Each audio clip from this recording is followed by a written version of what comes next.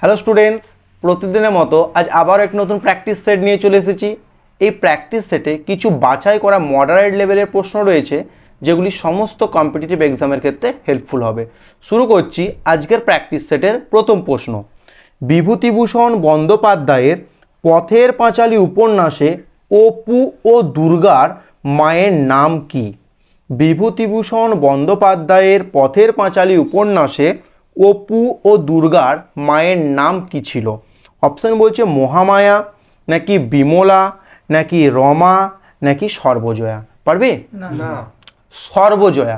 আচ্ছা, তাহলে এখান থেকে প্রশ্ন আসতে পারে যে পথের পাঁচালী যে উপন্যাসটা সে কে রচনা করেছে? বিভূতিভূষণ বন্দ্যোপাধ্যায়। কত সালে করেছিল? 1929 সালে। আচ্ছা, সেখানে দুটি প্রধান চরিত্র ছিল, একটা হচ্ছে তোর দুর্গা, আর একটা তোর ছিল অপু। দুর্গা ছিল মেয়ে আর অপু ছিল ছেলে, তারা দু ভাই বোন ছিল। তারাই হচ্ছে কিন্তু পথের পাঁচালী চরিত্রের কিন্তু উপন্যাসের প্রধান দুটি চরিত্র। আচ্ছা, সেইটাকে নিয়ে অর্থাৎ 1929 সালে বিভূতিভূষণ বন্দ্যোপাধ্যায় যে পথের পাঁচালী উপন্যাস, সেটাকে নিয়ে কিন্তু সত্যজিৎ রায় 1955 সালে পথের পাঁচালী নামক একটা ছবি নির্মাণ করছে, যেখানে অপুকে ছেলে ছিল না মেয়ে ছিল? অপু ছেলে ছিল। ওই ছেলের অভিনয় করেছিল কে? সুবীর ব্যানার্জি। আর মেয়ের চরিত্র অভিনয় কে করেছিল? উমা দাশগুপ্ত। তাহলে ওই সত্যজিৎ রায়ের যে পথের পাঁচালী উপন্যাস, সেখানে উমার চরিত্রে কে অংশগ্রহণ করেছিল বা কে অভিনয় করেছিল? উমা দাশগুপ্ত। আমার গুলিয়ে গেছে। তাহলে দুর্গার চরিত্রে কে করেছিল? উমা দাশগুপ্ত। আর হচ্ছে তোর অপুর চরিত্র কে করেছিল? সুবীর ব্যানার্জি। আচ্ছা, এই অপু এবং দুর্গার মায়ের নাম ছিল সর্বজয়া, আর বাবার নাম কি ছিল? হরিহর রায়। এই যে সত্যজিৎ রায় 1955 সালে পথের পাঁচালীর ছবিটি নির্মাণ করছে, তার জন্য কিন্তু সে 1992 সালে অস্কার পুরস্কার পায়। আর আমরা জানি কি অস্কার কি? চলচ্চিত্রের সবচেয়ে বড় অ্যাওয়ার্ড, তাই তো? আচ্ছা, নেক্সট প্রশ্ন। প্রাচীন ভারতের ইতিহাসে মগধে গড়ে ওঠা সর্বপ্রথম রাজবংশ কোনটি? প্রাচীন ভারতের ইতিহাসে মগধে গড়ে ওঠা সর্বপ্রথম রাজবংশ কোনটি? অপশন বলছে হর্ষাঙ্ক বংশ, নাকি শিশুনাগ বংশ, নাকি নন্দ বংশ, নাকি মৌর্য বংশ। পারবি? হর্ষাঙ্ক বংশ। অর্থাৎ আমরা দেখেছি যে মগধের বিভিন্ন অনুকূল অবস্থাকে কেন্দ্র করে বিভিন্ন রাজবংশগুলো কিন্তু গড়ে উঠেছিল। সর্বপ্রথম রাজবংশ কি ছিল? হর্ষাঙ্ক রাজবংশ। আচ্ছা, হর্ষাঙ্ক রাজবংশের প্রতিষ্ঠাতা কে ছিল? বিম্বিসার। বিন্দু নয়, বিন্দু কি মৌর্য যুগে অশোকের বাবা ছিল, তাই তো? তাহলে বিম্বিসার হচ্ছে হর্ষাঙ্ক বংশের প্রতিষ্ঠাতা, এবং হর্ষাঙ্ক বংশের শেষ রাজা কে ছিল? নাগদাশক। তাহলে বিম্বিসার হর্ষাঙ্ক বংশের প্রতিষ্ঠা করছে, আর নাগদাশক হচ্ছে হর্ষাঙ্ক বংশের শেষ রাজা। আর হর্ষাঙ্ক বংশরাই কিন্তু মগধে সর্বপ্রথম এই রাজবংশরাই গড়ে উঠেছিল। তারপরে আসছে কি বংশ? না তোর শিশুনাগ বংশ। এই শিশুনাগ বংশের প্রতিষ্ঠাতা কে? শিশুনাগ। আর শেষ রাজা কে ছিল? মহানন্দিন। তাহলে হর্ষাঙ্ক বংশের পর মগধে কোন রাজবংশরা গড়ে উঠছে? শিশুনাগ রাজবংশ, যার প্রতিষ্ঠাতাকে শিশুনাগ, এবং শেষ রাজা কে ছিল? মহানন্দিন। আচ্ছা, শিশুনাগ বংশের পর আবার মগধে কোন রাজবংশ আসছে? নন্দ বংশ। আচ্ছা, নন্দ বংশের প্রতিষ্ঠাতাকে? মহাপদ্ম নন্দ। আর শেষ রাজা কে ছিল? ধননন্দ। ঠিক আছে। আচ্ছা, নন্দ বংশের অর্থাৎ ধননন্দকে পরাজিত করছে কে? চাণক্যের সহযোগিতায় কে? চন্দ্রগুপ্ত মৌর্য। দিয়ে মৌর্য সাম্রাজ্য প্রতিষ্ঠা করছে। তাহলে মৌর্য সাম্রাজ্যের প্রতিষ্ঠাতা কে? চন্দ্রগুপ্ত মৌর্য। আচ্ছা, যদি বলা হয় মৌর্য সাম্রাজ্যটা যে হয়েছিল নন্দ বংশটা ভেঙে গিয়ে বা পতনের পর, এটা হতে সাহায্য কে করেছিল চন্দ্রগুপ্ত মৌর্যকে? চাণক্য বা কৌটিল্য। আচ্ছা, তাহলে মৌর্য বংশের প্রতিষ্ঠাতা কে হলো? চন্দ্রগুপ্ত মৌর্য। আর শেষ রাজাকে? বৃহদ্রথ। হলো। আচ্ছা, নেক্সট প্রশ্ন। কোন উপকূলে বছরে দুবার বর্ষাকাল দেখা যায়? কোন উপকূলে বছরে দুবার বর্ষাকাল দেখা যায়? অপশন উত্তর সরকার উপকূল, নাকি কোঙ্কণ উপকূল, নাকি মালাবার উপকূল, নাকি করমণ্ডল উপকূল। পারবি? হ্যাঁ, করমণ্ডল উপকূল। আচ্ছা, করমণ্ডল উপকূলটা কোন স্টেটে রয়েছে? তামিলনাড়ু স্টেটে রয়েছে। আচ্ছা, উত্তর সরকার উপকূলটা কোন স্টেটগুলোতে রয়েছে? উড়িষ্যা এবং উড়িষ্যা, তাই তো? পশ্চিমবঙ্গে এবং উড়িষ্যা ওই স্টেটে রয়েছে। আচ্ছা, আর হচ্ছে উত্তর সরকার উপকূল হলো। কোঙ্কণ উপকূলটা কোথায় আছে?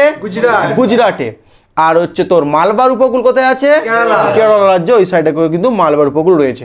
আচ্ছা, যখন তোর ওই জুন মাসে তোর মৌসুমী বায়ুটা তোর ভারতে প্রবেশ করছে, সেই সময় কিন্তু প্রথমে ওই তামিলনাড়ু বা করমণ্ডল উপকূলে একবার বৃষ্টিপাত হয়, দিয়ে কি না মৌসুমী বায়ুটা চলে যায় একবারে ভেতরে দিয়ে, অর্থাৎ মূল ভূখণ্ডের মধ্যভাগে চলে যায়। আবার যখন ফিরে আসে, অর্থাৎ শরৎকালে যখন প্রত্যাবর্তন করে, তখন ওই বঙ্গোপসাগর উপর দিকে আসার সময় ওই বায়ুটা কিন্তু জলীয় বাষ্প শোষণ করে, দিয়ে তোর করমণ্ডল উপকূলে আবার বৃষ্টিপাত ঘটায়। তাহলে কবার হলো বর্ষাকাল? দুবার। তাহলে কখন কখন হয়? একবার হচ্ছে মৌসুমী বায়ু যখন আগমন হয়, আর একবার কখন হয় যখন মৌসুমী বায়ু যখন ফিরে যাবে, প্রত্যাগমন হয়, তখন কিন্তু দুবার বৃষ্টিপাত হয়ে থাকে, অর্থাৎ তোর করমণ্ডল উপকূলে দুবার বর্ষাকাল হয়। আচ্ছা, নেক্সট প্রশ্ন, বর্তমানে বাল্বের ফিলামেন্ট টাংস্টেন, আয়রন, ম্যাঙ্গানিজের সংকর ধাতু দ্বারা তৈরি হয়। এই সংকর ধাতুর নাম কি? আর একবার বলছি, বর্তমানে বাল্বের যে ফিলামেন্টটা সেটা টাংস্টেন, আয়রন এবং ম্যাঙ্গানিজ এই তিনটি ধাতুর মিশ্রণে তৈরি হয়ে থাকে। সেই মিশ্র বা সংকর ধাতুটির নাম কি? অপশন বলছে জার্মান সিলভার, নাকি ইনভার, নাকি উলফ্রেমাইট, নাকি ডুরালুমিন। পারবে? উলফ্রেমাইট। কি করে পারলাম? কারণ আমরা জানি যে টাংস্টেন ধাতুকেই আর একটা কি নামে ডাকা হয়? উলফ্রাম। উলফ্রাম, টাংস্টেন ধাতুটি আর একটা কি নাম? উলফ্রাম। তাহলে বৈদ্যুতিক বাল্বের যে ফিলামেন্টে সেটা হচ্ছে উলফ্রেমাইড নামক সংকর ধাতু দ্বারা তৈরি হয়। আচ্ছা, অপশন এ তে ছিল কি জার্মান সিলভার। জার্মান সিলভার কি কি দিয়ে তৈরি হয়? আমরা অঙ্কের সময় দেখেছি তামা, দস্তা, নিকেল। কোনো এক প্রকার জার্মান সিলভারে তামা, দস্তা, নিকেলের অনুপাত অঙ্ক, তাই না? তাহলে জার্মান সিলভারে কি কি থাকে? তামা, দস্তা, নিকেল। আচ্ছা, জার্মান সিলভারের কাজ কি না বিভিন্ন বাসনপত্র এবং বিভিন্ন ফুলদানি এসব জিনিসপত্র তৈরি করতে কিন্তু জার্মান সিলভার ব্যবহৃত হয়, সংকর ধাতুটা। আচ্ছা, ইনভার। ইনভার কি কি দিয়ে তৈরি হয়? না লোহা আর হচ্ছে নিকেল, দুটোই কিন্তু খুব হার্ড ধাতু, শক্ত একেবারে কঠিন ধাতু একেবারে, বুঝতে পারছিস? তাহলে ইনভারটা কি লোহা দ্বারা তৈরি হয় আর নিকেল, এই দুটোকে মিশিয়ে কিন্তু এই ইনভার সংকর ধাতুটা তৈরি হয়। এর ইউসেজ কি আছে বা ব্যবহার কি রয়েছে? পেন্ডুলামের দণ্ড দিয়ে, পেন্ডুলামের যে দণ্ডটা এবার দোলে না, সেইটা কিন্তু ইনভার নামক সংকর ধাতুতে তৈরি হয়। এবং বিভিন্ন মিটার স্কেল তৈরিতেও কিন্তু তোর এই ইনভার নামক সংকর ধাতুটা ব্যবহার করা হয়। মিটার স্কেল তোরা দেখবি যখন অসাধু ব্যবসায়ী অঙ্কগুলো করবি, লাভ ক্ষতি, তখন দেখবি কোনো এক অসাধু ব্যবসায়ী এত মিটার দৈর্ঘ্যে একটি মিটার স্কেল ব্যবহার করলো। ওই যে মিটার স্কেল, সেটা কোন সংকর ধাতু দিয়ে তৈরি? ইনভার। হলো? আচ্ছা, এবার ডুরালুমিন। ডুরালুমিন কি দিয়ে তৈরি? অ্যালুমিনিয়াম। কারণ ডুরালুমিন লাস্টে অ্যালুমিনি বলে একটা ওয়ার্ড আসছে, তাহলে অ্যালুমিনিয়াম। আচ্ছা, ম্যাগনেসিয়ামও থাকবে, ম্যাঙ্গানিজও থাকবে, আর কোপার তো গোল আলু সব জায়গাতেই খায়, তাই তো? তাহলে তোর ডুরালুমিনে কি কি ধাতু থাকে? অ্যালুমিনিয়াম, ম্যাঙ্গানিজ, ম্যাগনেসিয়াম আর কোপার। আচ্ছা, ডুরালুমিনের ইউসেজ কি আছে? ডুরালুমিন যে বিমানের কাঠামো তৈরি করতে কিন্তু এই ডুরালুমিন নামক সংকর ধাতুটা ব্যবহার করা হয়। আরো কিছু সংকর ধাতু আমরা আলোচনা করে নিই। আচ্ছা, তামা আর দস্তা দিয়ে কি তৈরি হয় রে? পিতল তৈরি হয়। তামা আর টিন বলে দিলে তখন ব্রোঞ্জ হয়ে যাবে। তামা আর দস্তা দিয়ে কি হবে? পিতল তৈরি হবে। এছাড়া তামা দস্তা নিয়ে আরো তিনটে সংকর ধাতু তৈরি হয়।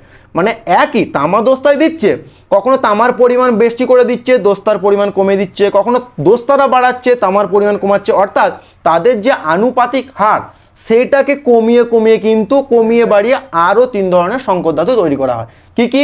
না পিতল তো পেলাম একটা, ব্রাস পাওয়া যায়, আর কি তো ডাচ মেটাল পাওয়া যায়, আর হচ্ছে টমব্যাক। তার টমব্যাক কি কি কোন কোন ধাতু সংকর ধাতু? তামা এবং দস্তা। আচ্ছা, তোর ডাচ মেটাল তামা দস্তা। আচ্ছা, ব্রাস তামা এবং দস্তা, আর পিতলও কি তামা এবং দস্তা। কিভাবে মাথায় রাখবো? টমব্যাক নামে একজন ওলন্দাজ ব্যক্তি, ওলন্দাজকে কি বলা হয়? ওলন্দাজকে কি বলা হয়? ডাচ বলা হয়। তো টমব্যাক নামে একজন ডাচ ব্যক্তি, সে ব্রাশ দিয়ে দাঁত যেমন মাজে রে, হ্যাঁ, সেরকম না করে সে পিতলটাকে মাজতো। তাহলে টমব্যাক, ডাচ ব্যক্তি মানে ডাচ মেটাল, আর কি ব্রাশ, আর হচ্ছে পিতল। তাহলে এই চারটে সংকর ধাতু কিন্তু তামা এবং দস্তার সমন্বয়ে গঠিত। আচ্ছা, তোর পিতলের তো ব্যবহার জানিস, ব্রাশেরও ব্যবহার ওই একই। আর মাথায় রাখবি ডাচ মেটালের ইউসেজ হচ্ছে নকল গহনা তৈরি করতে। মেয়েরা যে এত সব অর্নামেন্টসগুলো পরে সিটিগুলো, ওই সমস্তগুলো করতে ডাচ মেটাল ব্যবহার করা হয়। আর একটা কি আছে, টম্ব্যাক। টম্ব্যাক হচ্ছে মেডেল তৈরি করতে। তাহলে এখানে প্রশ্ন আসতে পারে যে মেডেল তৈরিতে কোন সংকর ধাতু ব্যবহার করা হয়, কি হবে, টম্ব্যাক। মেডেল তৈরিতে কোন কোন ধাতু মিশিয়ে সংকর ধাতু ব্যবহার করা হয়, তামা দস্তা। মানে নানা রকম ভাবে কিন্তু এখান থেকে প্রশ্ন আসতে পারে। হলো, আচ্ছা নেক্সট প্রশ্ন, ভারতে দলত্যাগ বিরোধী আইন কোন সালে পাস হয়? ভারতে দলত্যাগ বিরোধী আইন কোন সালে পাস হয়? অপশন বলছে 1976 সালে, 1978 সালে, 1985 সালে, নাকি 2002 সালে। পারবি কেউ? আচ্ছা, তোর 1976 সালে কি হয়েছিল বলতো? 42তম সংবিধান সংশোধন, যেটাকে মিনি কনস্টিটিউশন বলা হয়ে থাকে। আচ্ছা, 42তম সংবিধান সংশোধনীতে ইম্পর্টেন্ট দুটো সংবিধান সংশোধন করা হয়েছিল। কি কি কি? একটা হচ্ছে প্রস্তাবনা আর একটা হচ্ছে মৌলিক কর্তব্য। তাহলে 42তম সংবিধান সংশোধন যেটা 1976 সালে হয়েছিল, সেটা সংবিধানের প্রস্তাবনা, প্রস্তাবনা সে একবারই সংশোধন করা হয়েছে, আর একটা হয়েছিল মৌলিক কর্তব্য। আচ্ছা, তাহলে 76 গেল। 78, 1978 সালে কততম হয়েছিল? 44তম সংবিধান সংশোধনী, যেখানে কি মৌলিক অধিকারটাকে সংশোধন করা হলো। আচ্ছা, 1985 দিকে দল ত্যাগ বিরোধী আইনটা সংবিধানে কি অ্যাডপ্ট করা হয়েছিল, বুঝতে পারছিস? আচ্ছা, কততম সংবিধান সংশোধনী? সেটা কিন্তু 52তম। তাহলে দলত্যাগ বিরোধী আইন কততম সংবিধান সংশোধনের মধ্য দিয়ে সংবিধানে গৃহীত হয়েছে? 52। আর সেটা হয়েছিল কত সালে? 1985 সালে। হলো, আচ্ছা দলত্যাগ বিরোধী আইনটা কি না, দল বদলু যারা রয়েছে, আজকে এই পার্টিতে কালকে এই পার্টিতে চলে গেল, ঠিক আছে, তাদের জন্য যাতে না এই বিষয়টা হয়, তার জন্য কিন্তু দলত্যাগ বিরোধী আইনটা অ্যাকচুয়ালি এসেছিল। কিন্তু আমি বর্তমান দিনে ইন মাই ওপিনিয়ন, আমার ব্যক্তিগত মত, দলত্যাগ বিরোধী যে আইনটা রয়েছে সেটা একেবারে ফালতু আইন একেবারে। আচ্ছা, আর 2002 সালে কি কেন ফালতু? কারণ ওইগুলো কি হচ্ছে প্রকৃতপক্ষে? আজকে এখানে ভোটের টিকিট পাচ্ছে বলে এই দলে দাঁড়াচ্ছে, যখনই সামনে বারে ভোটের টিকিট পাচ্ছে না অন্য দলে চলে যাচ্ছে। তাহলে কি স্যার এর দলত্যাগ বিরোধী আইন? আচ্ছা, 2002 সালে কি হয়েছিল? 6 থেকে 14 বছর বয়সী 86তম সংবিধান সংশোধনী, যেটা 2002 সালে হয়েছিল, সেখানে 6 থেকে 14 বছর সমস্ত শিশুদেরকে কিন্তু বাধ্যতামূলক শিক্ষাদান দিতেই হবে। হলো, আচ্ছা আচ্ছা, এই দলত্যাগ বিরোধী আইনটা কততম তফসিলে আছে রে? 10ম তফসিলে। 7ম তফসিলে কি আছে? কেন্দ্র রাজ্যের সম্পর্ক, অর্থাৎ state list, union list, concurrent list, 7ম তফসিলে রয়েছে। 8ম তফসিলে কি রয়েছে? ভাষা। বর্তমানে ভাষা কটা আছে সংবিধান স্বীকৃত? 22টা। প্রথমে 14টা ছিল, তারপর সিন্ধি, নেপালি, মণিপুরি, কোঙ্কনি, বোরো, ডোগরি, মৈথিলি, সাঁওতালি, একটা লাস্টে দিয়ে মোট এখন বর্তমানে সংবিধানে 22টা কিন্তু ভাষা রয়েছে। ভাষার কততে আছে? 8 নাম্বার তফসিলে। আচ্ছা, 9 নম্বরে সম্ভবত ভূমি রাজস্ব সংক্রান্ত রয়েছে, আর 10ম তফসিলেই কিন্তু এই তো দলত্যাগ বিরোধী সম্পর্কে আইনগুলো সম্পর্কে আছে। হলো, আচ্ছা নেক্সট প্রশ্ন, ইউগ্লিনার গমন অঙ্গের নাম কি? ইউগ্লিনার গমন অঙ্গ, গমন মানে কি? এক স্থান থেকে অন্য স্থানে যে চলে যাওয়া, স্থান পরিবর্তন করা, সেটাই হচ্ছে গমন। তাহলে ইউগ্লিনা কোন অঙ্গের সাহায্যে এক স্থান থেকে অন্য স্থানে স্থান পরিবর্তন করে? অপশন বলছে ক্ষণপদ, নাকি ফ্লাজেল্লা, নাকি নালীপদ, নাকি মাংসল পদ। পারবি? ফ্লাজেল্লা। ফ্লাজেল্লা অঙ্গের মধ্য দিয়ে ইউগ্লিনা এক স্থান থেকে অন্য স্থানে স্থান পরিবর্তন করে বা গমন করে। এই যে স্টাইলটা, এটাকে বলা হয় ফ্লাজেলীয় গমন। তাহলে এখানে প্রশ্ন আসতে পারে যে ইউগ্লিনার গমন পদ্ধতিকে কি বলে? ফ্লাজেলীয় গমন। আচ্ছা, ক্ষণপদ অপশন আছে। ক্ষণপদ কার গমন অঙ্গ? অ্যামিবার গমন অঙ্গ হচ্ছে ক্ষণপদ। এই যে ক্ষণপদ অঙ্গের সাহায্যে এক স্থান থেকে অন্য স্থানে যাচ্ছে, সেটাকে বলা হয় অ্যামিবয়েড গতি বা অ্যামিবয়েড গমন। তাহলে যদি বলা হয় অ্যামিবয়েড গমন কোন প্রাণীর দেখা যায়? অ্যামিবা। আচ্ছা, নেক্সট অপশন আছে যে তো নালীপদ। নালীপদ কোন প্রাণীর দেখা যায়? তারা মাছের। তারা মাছের নালীপদ মানে অঙ্গের সাহায্যে কিন্তু এক স্থান থেকে অন্য স্থানে যায়। আচ্ছা, এই যে স্টাইলটা, এই স্টাইলটাকে বলা হয় ক্রিপিং স্টাইল। তাহলে পরীক্ষায় প্রশ্ন আসতে পারে তারা মাছের গমন পদ্ধতিকে কি বলে? ক্রিপিং। আচ্ছা, ক্রিপিং কি বলতো? দেখবি ক্রিপিং কেঁচোড় দেখতে পাবি। কেঁচোর গমন অঙ্গ কি? সিটা। আর ওই স্টাইলটাকেও ক্রিপিং বলে। ক্রিপিং মানে কি? ধর এবার স্ট্রেট যাচ্ছে, একবার এমনি উঠে গেল, দিয়ে একটু এগিয়ে গেল, দিয়ে আবার এমনি এমনি করে যাও, বুঝতে পারছিস? এগুলো হচ্ছে ক্রিপিং স্টাইল। তাহলে ক্রিপিং স্টাইল কার? তারা মাছেরও রয়েছে আর কেঁচোড়ও রয়েছে। লাস্ট অপশন ছিল মাংসল পদ। মাংসল পদ কি? শামুক। দেখবি শামুক যখন এক স্থান থেকে অন্য স্থানে যায়, দুটো সুর আছে দেখবি, তখন তোর একটা মাংসল একটা পদ বেরিয়ে মাংসল অংশ বেরিয়ে আসে না খোলকটার ভেতরে দিয়ে সেইটার উপর বেস্ট করে এসে যায়, তাহলে মাংসল পদ হচ্ছে শামুকের কিন্তু গমন অঙ্গ। আর এই স্টাইলটা কি বলবো, স্লিপিং। দেখবি শামুকের প্রচুর আস্তে আস্তে আস্তে যায়, যেন ধীর গতি, মানে যেন ঘুমিয়ে ঘুমিয়ে যাচ্ছে, তাই স্লিপিং। তাহলে শামুকের গমন অঙ্গের নাম মাংসল পদ আর পদ্ধতির নাম কি, স্লিপিং। আচ্ছা, কেঁচোর ক্রিপিং আর তারা মাছের ক্রিপিং। আচ্ছা, তারা মাছের নালী পদ আর হচ্ছে কেঁচোর সিটা। আচ্ছা, আর একটা রয়ে গেছে টিকটিকি। টিকটিকি কিসের সাহায্যে যায়, দেওয়ালে পায়ের সাহায্যে যায়, কিন্তু ওর যে এক স্থান থেকে অন্য স্থানে গমন করা স্টাইল সেটাকে বলে ক্রলিং। তাহলে পরীক্ষা আসতে পারে যে ক্রলিং স্টাইল বা পদ্ধতিতে গমন করে কোন প্রাণী, টিকটিকি। হলো। আচ্ছা, নেক্সট প্রশ্ন, কোলাট্রাম কারাগাম কোন রাজ্যের লোকনৃত্য? কোলাট্টাম বলুক বা কারাগাম বলুক, এগুলো কোন রাজ্যে এই ফোক ড্যান্সগুলো দেখা যায়? অপশন বলছে বিহার নাকি মহারাষ্ট্র নাকি তামিলনাড়ু নাকি ওড়িশা। বল। তামিলনাড়ু। তামিলনাড়ুতে কি কি রয়েছে, কারাগাম রয়েছে, কোলাট্টাম রয়েছে, তারপরে কাভাডি রয়েছে, কামান্ডি রয়েছে, কুম্মি রয়েছে। তাহলে তামিলনাড়ুতে কোন কোন লোক ড্যান্সগুলো রয়েছে, ফোক ড্যান্সগুলো কি কি? কারাগাম, কোলাট্টাম, কারাগাম, কোলাট্টাম, কুম্মি, কুম্মি, কামান্ডি, আর কি বললাম রে, কাবাডি। কাবাডি দেখ সবগুলো ক দিয়ে আছে কিন্তু। হলো, এগুলো সব তামিলনাড়ুর এক একটা ফোক ড্যান্স। আচ্ছা, বিহার। বিহারে কি কি দেখা যায় রে?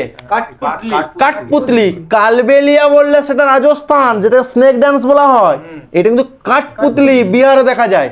জাতা যতীন দেখা যায়, তারপরে হচ্ছে জাতা যতীন, আবার তোর হচ্ছে এইদিকে তোর কর্মা, এগুলো সব বিহারে। তাহলে বিহারে কি কি? কর্মা আছে, জাতা যতীন আছে, কাঠপুতলি আছে, গাদুর, গাদুর বলে একটা আছে, গাদুর। তাহলে গাদুর কোথায় দেখা যায়? বিহারে। কাঠপুতলি বিহার। আর তোর হচ্ছে জাতা যতীন বিহারে, কর্মা বিহারে। ঠিক আছে। আচ্ছা, মহারাষ্ট্রে কি কি দেখা যায়? লাভানি, পাবরি, মৌনি, দশাবতার, এগুলো সব কি মহারাষ্ট্রে দেখা যায়। হলো। আচ্ছা, আর উড়িষ্যায় কি কি আছে?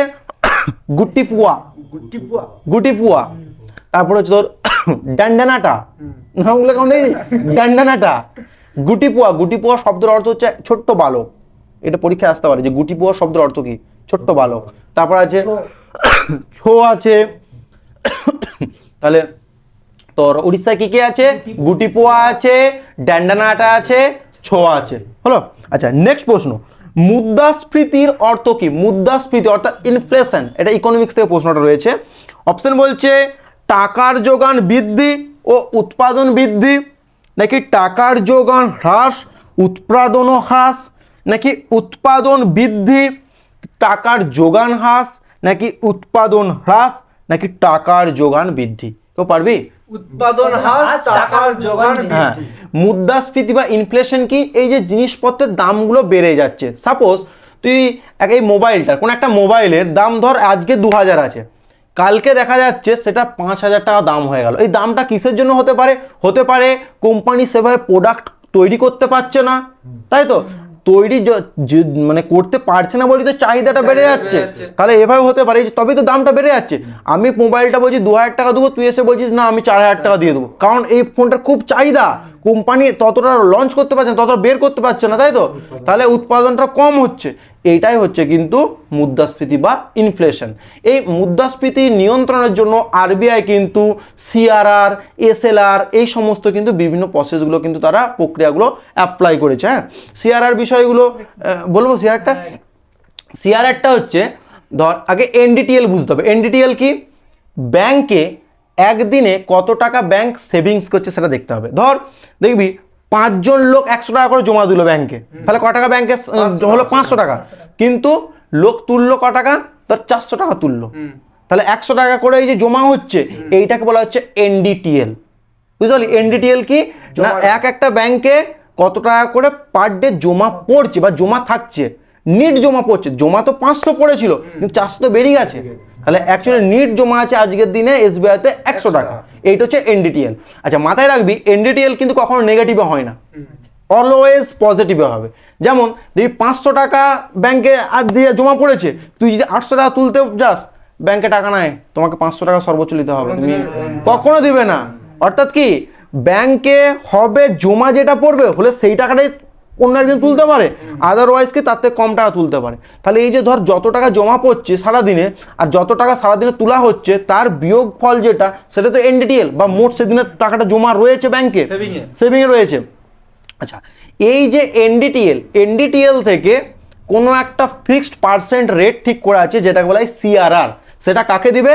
রিজার্ভ ব্যাংকে। ধর 100 টাকা আজকে তোর এসবিআইতে সারাদিনে 100 টাকা সেভিংস হয়েছে, মানে তুলা পাড়া নিয়ে মোট 100 টাকার ব্যাংকে স্থায়ী হয়েছে আজকের দিনে। তাহলে সেখান থেকে 100 টাকার মধ্যে কিন্তু তোর আরবিআই এর কাছে 4 টাকা বা যেমন যেমন রেট চলবে, যখন যেমন রেট চলবে, হ্যাঁ যেমন সিআরআর রেট যেমন চলে, ধর 5% রেট রয়েছে, তার মানে কি 100 টাকার থেকে কিন্তু 5 টাকা আরবিআই এর কাছে জমা রাখতে হবে। এবার কেন জমা রাখবে? ধর হঠাৎ করে যদি আর্থিক কোনো টাকার প্রয়োজন হয় সেখান থেকে আরবিআই এর কাছ থেকে নিতে পারবে। এই যে টাকাটা টোটাল এনডিএল এর থেকে একটা ফিক্সড রেট টাকা আরবিআই এর কাছে জমা রাখে সেটাকে বলা হয় সিআরআর, সেটা হলো সিআরআর। আচ্ছা মাথায় রাখবি, ওই যে আরবিআই এর কাছে জমা রাখলো তার কিন্তু ব্যাংক কোনো ইন্টারেস্ট পায় না। বাট এসএলআর কি না, এসএলআর হচ্ছে তাহলে 100 টাকা থেকে দেখ 5 টাকা রেখে দিয়েছি আর ব্যাংকের কাছে কত আছে? 95 টাকা আছে। এবার সিএলআরআর হচ্ছে তোর ওই এনডিএল এর মধ্যে তোর একটা ফিক্সড রেট সিএলআর বলছি, এটা সিআরআর আর এটা এসএলআর।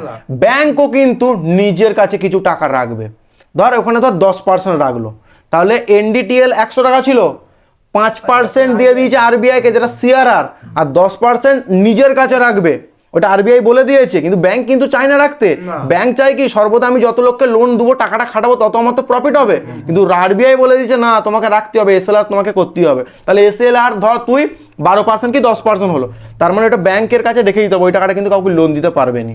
তাহলে ওখানে 5 টাকা রেখে দিল, ওইটা লোন দিতে পারছে নি, আর এখানে 12 টাকা রেখে দিল, কত মোট 17 টাকা কিন্তু রেখে দিল। তাহলে 100 টাকার ভিতরে এবার তাহলে 17 জি চলে যায়, তার কত থাকছে? 83। তুই যখন লোন চাইতে যাচ্ছিস আমাকে লোন দাও তখন 83 টাকা দিবে, 83 টাকা দিল, 83 দিবে, সর্বোচ্চ 83 দিবে, এর বেশি তো দিতে পারবে, কারণ ওগুলো তো হাত দেওয়া চলবে নি। এই যে এইটাই এসএলআরই হাত দেওয়া চলবে নি আর সিআরআরও তো হাত দেওয়া চলবে, তখন তোকে 85 টাকা দিবে। এবার তুই বলবি যে এখানে মুদ্রাস্ফীতির সাথে বা এই ইয়ের সাথে কি সম্পর্ক, ইনফ্লেশনের সাথে? যদি 100 টাকায় তোকে দিয়ে দিত মার্কেটে তাহলে টাকার যোগান বেড়ে যেত, তোর হাতে যখনই তুই টাকা থাকবে তখনই তুই এই জিনিসটা আমাকে দে, আমি আরো বেশি টাকা দিচ্ছি। কিন্তু মার্কেটে যখন ব্যাংকটা টাকাটা অল্প পরিমাণে চালাবে তখন সবারই মধ্যে কিন্তু একটা জিনিসের চাহিদা থাকবে আর টাকাটা যে মানে বেশি টাকা খরচা কিন্তু করবে না, বুঝতে পারলি? তাহলে দামটা কিন্তু জিনিসটার বাড়বে না। এই জন্য কিন্তু সিআরআর বা এসএলআর কিন্তু সবসময় কি ফ্ল্যাকচুয়েট করে, ওঠানামা করে। কেন না? মুদ্রাস্ফীতিটাকে নিয়ন্ত্রণ করার জন্য। তাহলে বলতে পারি যে মুদ্রাস্ফীতি নিয়ন্ত্রণের একটি উপায় হলো কি? সিআরআর, এসএলআর, তারপরে আরো হ্যান দিয়ে দিল, they all of this above, তখন কি আনসার হবে? সব কটি, বুঝতে পারলি? তাহলে সিআরআর কি, এসএলআর কি, মুদ্রাস্ফীতি কি? মুদ্রাস্ফীতি কিছুই নয়, কোনো জিনিসের দামটা যে বেড়ে যাচ্ছে দিন দিন সেটা এটা নিয়ন্ত্রণ করে কে?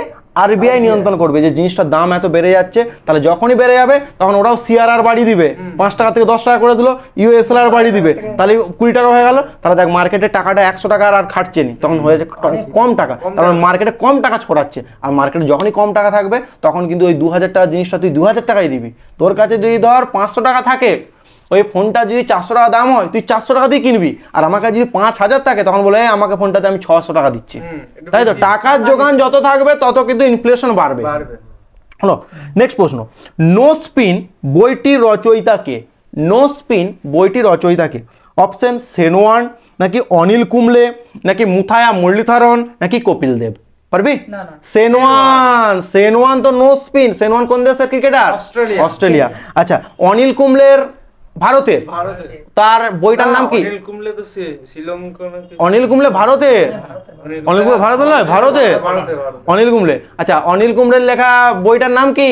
800 মুথায়া মুরলীধরনের 800, 800 উইকেট নিয়েছিল টেস্টের জন্য। আর এর কি ছিল? Wide angle. অনিল কুম্বলের ওয়াইড অ্যাঙ্গেল, সেনওয়ানের কি? No spin. 800 কার মুথায়া মুরলীধরন শ্রীলঙ্কার ক্রিকেটার মানে বোলার, আর হচ্ছে ছিল কপিল দেব। কপিল দেব কি? ভারতের স্ট্রেট ফ্রম দ্য হার্ট, তার আত্মজীবনীটার নাম কি? Straight from the heart. আচ্ছা, আজকের আলোচনার শেষ প্রশ্ন, লৌহ মানব কাকে বলা হয়, এটা তোমরা অবশ্যই কমেন্টে কমেন্ট করবে, কমেন্ট বক্সে কমেন্ট করে জানাবে। লৌহ মানব কাকে বলা হয়? অপশন বলছে জওহরলাল নেহেরু, নাকি সুভাষচন্দ্র বসু, নাকি মতিলাল নেহেরু, নাকি সর্দার বল্লভভাই প্যাটেল। আচ্ছা, আজকের আলোচনা এখানেই শেষ করছি। আমাদের আলোচনা এবং প্রশ্নগুলো কেমন ছিল তোমরা কমেন্ট বক্সে কমেন্ট করবে। আর আমি আগেই বলেছি একটু মডারেট লেভেলের প্রশ্ন হবে। মডারেট লেভেলের প্রশ্ন প্র্যাকটিস করলে কি সুবিধা, যখন পরীক্ষার হলে যদি একটু প্রশ্ন যদি একটু মডারেট হয়ে যায় তোমাদের কিন্তু ঘাবড়ে যাবে না, অন্তত মোটামুটি তোমরা প্র্যাকটিসের মধ্যে যদি থাকো তোমরা এগুলো করতে পারো। আর যদি সব সময় সোজাগুলোই প্র্যাকটিস করো, আর আমার কিন্তু প্র্যাকটিস সেটা সমস্ত সাবজেক্ট থেকে এবং কঠিন সহজ সমস্ত মিশিয়ে আমার দেখবে প্র্যাকটিস সেটগুলো তৈরি করা হয়। আচ্ছা ঠিক আছে, আজকের ক্লাস এখানেই শেষ করছি, দেখা হচ্ছে নতুন ভিডিওতে।